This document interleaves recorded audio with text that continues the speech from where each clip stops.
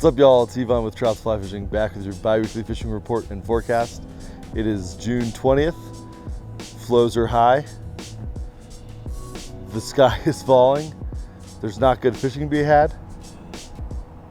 That's a lie. Those are lies. I mean, clearly there's high water, but with high water, there are opportunities. You just have to look for the right opportunity. There are opportunities to have some of the best fishing you can have of the year in terms of like putting big fish in the net and putting quite a few in the net. So whether it be your freestones, your tailwaters, stillwater, this is a really interesting and intriguing opportunity to catch it right. And you can only catch it right if you go fishing. So with that in mind, you have to sort of be smart about what you're doing. Obviously, wading safe, not necessarily getting in the water when the Colorado is ripping at, let's see, Colorado Kremling's at like 3,500 at the time of taping this. So you're obviously not trying to cross the river in those conditions, but the fish aren't going to be in the middle of the river. They're going to be pushed up to the sides in the soft water, and it's a great opportunity. I know, some of my best streamer days on the Colorado have been during high water when it either gets over the banks or it's right up to the bank and you're bank full, and those soft insides are just packed with fish, and you can swing streamers in, twitch them back up, you can throw them up the soft inside and bring them down, and black, flashy, big, moves water, you'll get into fish. You can use big nymphs if that's your game, 2x, 3x, 3x at the minimum. Don't want to go to 4x at this point. There's no need to.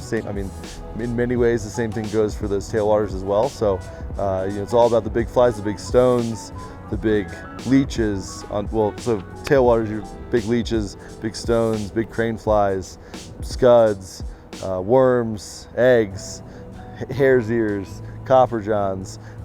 They still will eat some of the small stuff in the high water, and so bring that box, bring your small blue wing olives, your small caddis and stuff like that.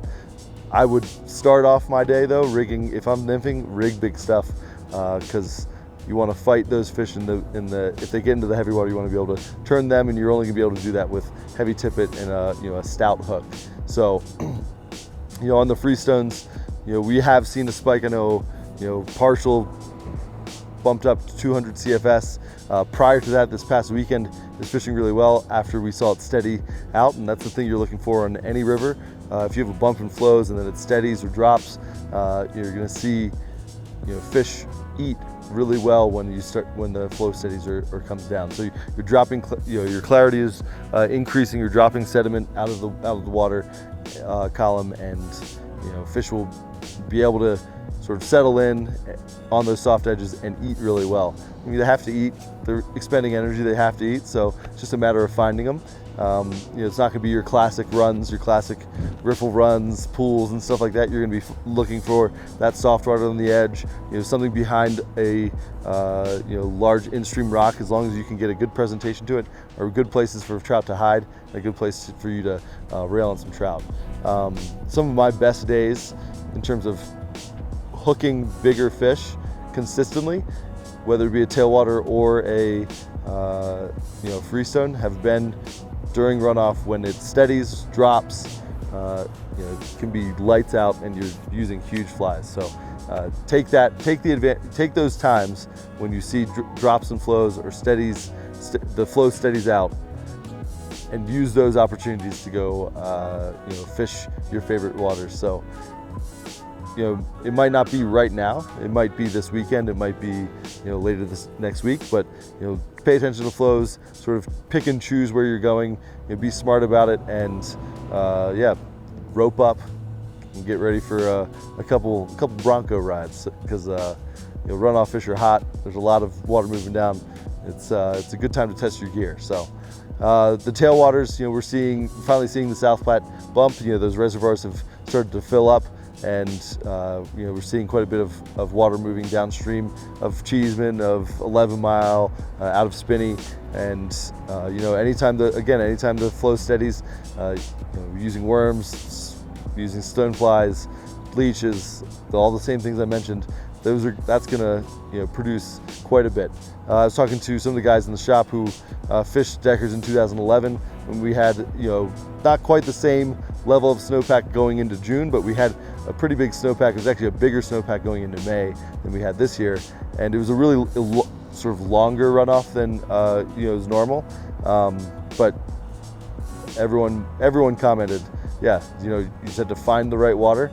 Cheeseman at 600, you have to find the right water, you have to find that soft inside, but there's going to be quite a few fish stacked up in there because they're not going to want to be in the main current, fighting the main current. They're going to be on the soft edges using the bank as sort of a place to hide and a place to get away from that current. And yeah, so good fishing to be had, just have to be strategic about it. So stillwaters are also a really good option this time of year.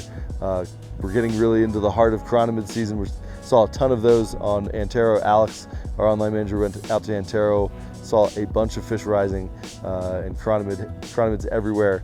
So the stillwaters are a good game, whether you're going up north, into Wyoming, going down to South Park.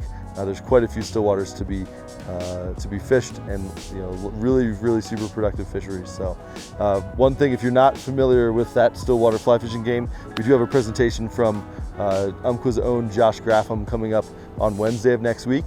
So a really good opportunity to get introduced to it, get introduced to the principles, the rigging, and that sort of stuff. Josh is obviously a really accomplished angler.